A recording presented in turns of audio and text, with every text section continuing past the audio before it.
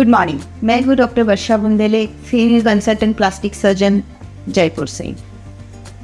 हम बात करने वाले हैं गायनेकोमेस्टिया या मेल बूब्स के बारे में।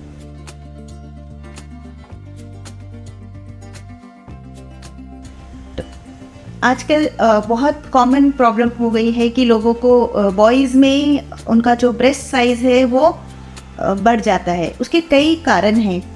कभी जब हम बच्चे ग्रो हो रहे होते हैं तो प्यूबर्टी एज ग्रुप में मेल हार्मोन्स के साथ साथ फीमेल हार्मोन्स भी सिक्रीट होते हैं।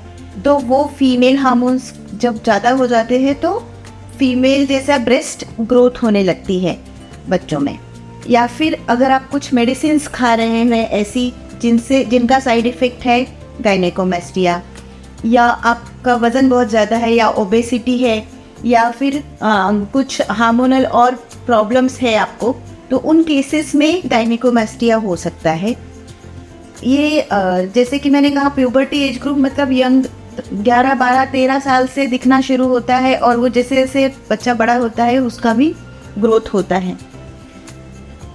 अब इससे होता क्या है कि प्रॉब्लम कुछ मेजर नहीं होती है बट हाँ, बच्चे बहुत अवेयर होने लगते हैं, सेल्फ अवेयरनेस बढ़ जाता है, उनका कॉन्फिडेंस कम हो जाता है।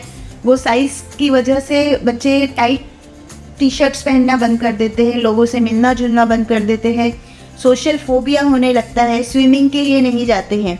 तो इन सब प्रॉब्लम्स की वजह से अपना आप को वो अपने कमरे में बंद कर लेते हैं, कॉन्फिडेंस कम हो जाता है। तब पेरेंट्स हमारे पास इन बच्चों को लेके आते हैं कि अब इसका सॉल्यूशन क्या है। एक बार तो हम उनको पूरी तरह से जांच करते हैं, देखा जाता है कि बच्चा फिट है, कोई हार्मोनल प्रॉब्लम्स तो नहीं है। कभी कभी हमें एंडोक्राइनोलॉजिस्ट का भी ओपिनियन लेना पड़ता है और उसका कुछ टेस्ट करना हो तो वो भी किए जाते हैं। और फाइनली अल्टीमेटली जो ट्रीटमेंट प्लानिंग है वो उसके बाद ही होता है। ट्रीटमेंट के लिए मैं बात करूँ तो एक रूटीन जो ब्लड टेस्ट कराए जाते हैं, बहुत बार बच्चे को समझा जाता है, कुछ समझाया जाता है। उसके बाद जब सर्जरी की बात आती है तो सर्जरी पहले जो होती थी बड़े बड़े कट्स लग के होती थी और स्कार एक रहता था। अब जो सर्जरीज हम लोग कर रहे हैं वो बहुत ही छोटे स्कार्स 3 to 5 मिलीमीटर्स के स्कार से हो जाती है। वो भी लेटरल चेस्ट वॉल पे होता है, तो ऑलमोस्ट स्कारलेस सर्जरी है। और इसमें जो गायनेकोमेस्टिया या मेल बूब्स है, इसमें दो चीज़ें हैं। एक फीमेल के ब्रेस्ट जैसा ही ये होता है जहाँ पे चर्बी है यानी कि फैट है और ग्रंथि है यानी कि ग्लैंड है।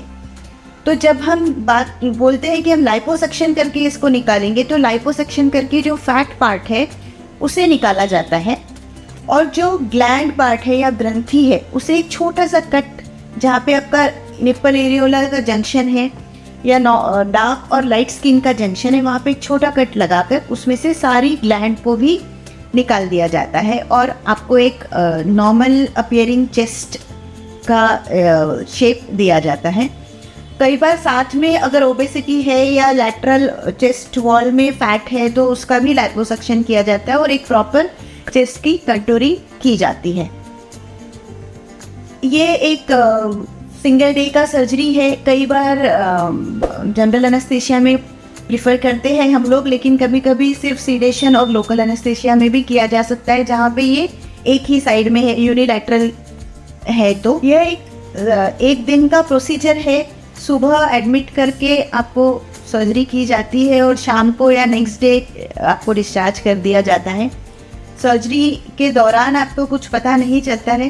सर्जरी के बाद में आपको एक टाइट गारमेंट या कॉर्सेट दिया जाता है जिसे आपको 6 वीक्स तक पहनना होता है ताकि वो शेप बरकरार रहे जो दी गई है। और कुछ एंटीबायोटिक्स, पेन किलर्स और दिए जाते हैं। कई बार कॉम्प्लिकेशंस एज सच कुछ मेजर नहीं है, लेकिन थोड़ा बहुत ब्रूजिंग, रेडनेस, स्वेलिंग, पेन और छोटे स्कार्स, ये चीज़ें रह सकती हैं। आप अपने काम तो सेम डे इवनिंग से कर सकते हैं या नेक्स्ट डे मॉर्निंग से भी आप अपने एब्सोल्युटली नॉर्मल फील करना शुरू कर देते हो। और एक्सरसाइजिंग, हम लोअर बॉडी एक्सरसाइजिंग या वॉक आपको 15 डेज़ के बाद अलाउ करते हैं और 6 वीक्स के बाद आप अपर बॉडी भी कर सकते हैं। आज के इस वीडियो से अगर आपको गायनेकोमेस्टिया समझ में आता है, किसी को ये प्रॉब्लम है, तो आप मेरे इस वीडियो को ज़रूर लाइक करें, शेयर करें अपने दोस्तों के साथ।